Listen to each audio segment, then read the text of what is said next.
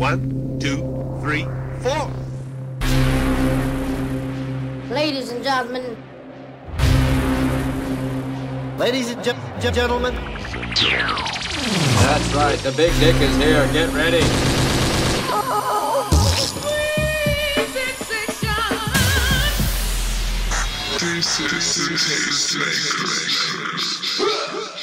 May we start? What up, Tastemaker fam? Welcome back to another Tasty Tuesdays talk with Zebra and Jeebs. I'm one of your hosts, Zebra. We have another beautiful guest with us today as well. And would you like to introduce yourself? Hi, everybody. My name is Salina Estitties. I'm a beautiful, fabulous, professional-ass drag queen here in Los Angeles. That's right. Well, welcome, Esitties. Hello. Thank you so much for having me. Oh, you're welcome. Thank you for joining us. How's your day going? So good. Okay, so just a little disclaimer for everyone listening. If you're listening to this, I'm in full geesh. I have giant hair. My titties are out. I got big ass hips because, you know, I'm a big, thick Latinx girl. But everyone who's seeing this, I look like a man right now. Don't be too scared. Don't be too scared. Such a beautiful soul inside and out. Oh, thank you. Do people usually get scared? What's that? Does anyone get scared? Of me in drag? Yeah, or in general.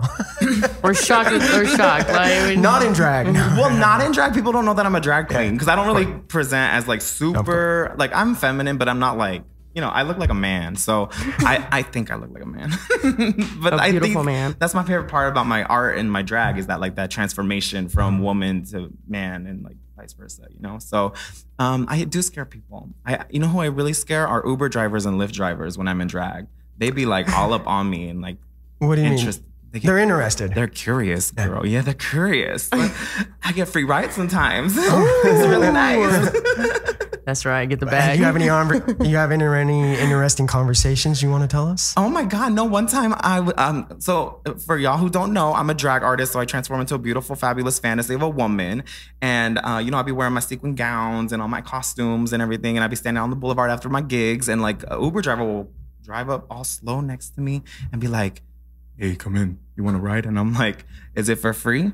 Can I bring my friend? We got all my bags. He's like, sure.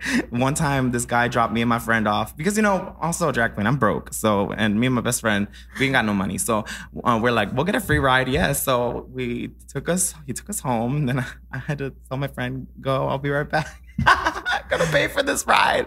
And I didn't do anything. He also had his baby seat in the back seat. So like, these Uber drivers, ladies, clock your man if he's an Uber driver. I'm just saying. Have the way to lose right now, so don't look at those titties right now.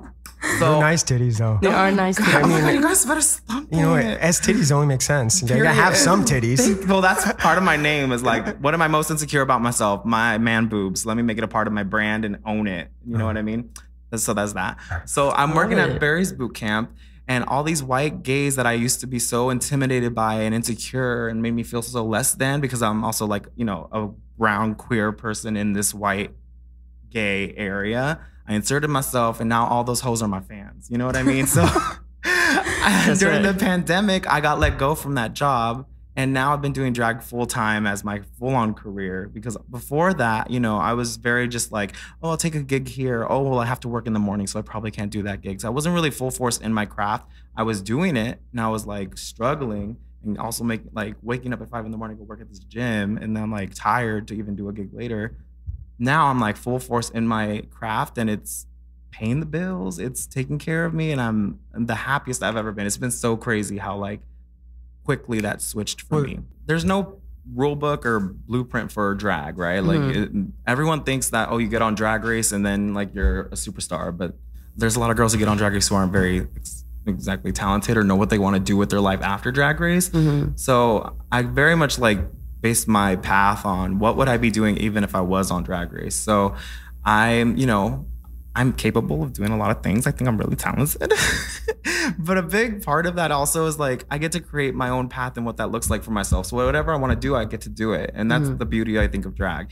And, you know, like I taught myself how to sew. I make all my own clothes now. I make all my own wigs. I make all my own music, my mixes, my performance aspects, my choreography. Like I do I'm a whole production. I'm a one person production. That's how it should be. You know, honestly. And I very much learn at the end of the day, like I have a choice in what I do with my life, right? Like everything that everyone does is a choice. You know, our personality, the way we think, the way we interact with people, the way we talk about ourselves in our heads, like that's all a choice that we have with ourselves. So you have the power to like create a different choice than what you've been doing with yourself.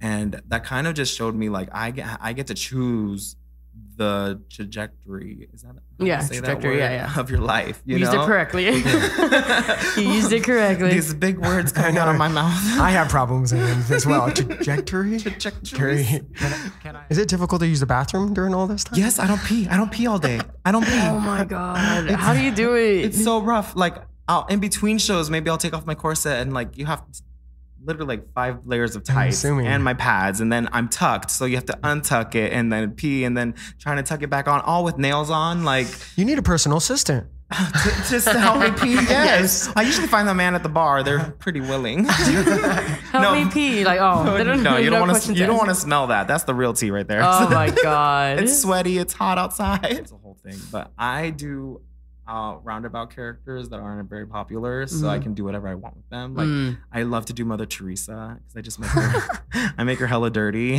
She's supposed to be like the saint. I like to do like Mother Mary, like Jesus's mother, and she's like a white trash, like you know what I mean? Like I take characters. Complete contrast. Yeah, makes it more funny. Yeah, I do celebrities that are kind of around about. But like in the past, I've done Ariana Grande, and I've done like who else? Cardi B, like the obvious. I need to see Cardi B. It's trying to be so hard and so bad, but it's just like we just got to be nice to each other. You know what I mean? It's so simple. Yeah, it's really so easy. simple. I don't understand. It's just like this pandemic. Like all we had to do was wash our hands and like stay away from germs and be hygienic. But it's the hardest thing for people to do. It's just like be kind. It's everything you learn in kindergarten. You know what I mean? Seriously. And it's crazy how people forget that. Yeah. Definitely check her out. September 17th. She's gonna be at Redline. With the Eloteria. So you guys want some good corn and some fun ass games? Head down to downtown on 6th and Los Angeles, right? Yes. Redline. Thank you so much. Awesome. Thank you. Thanks so much.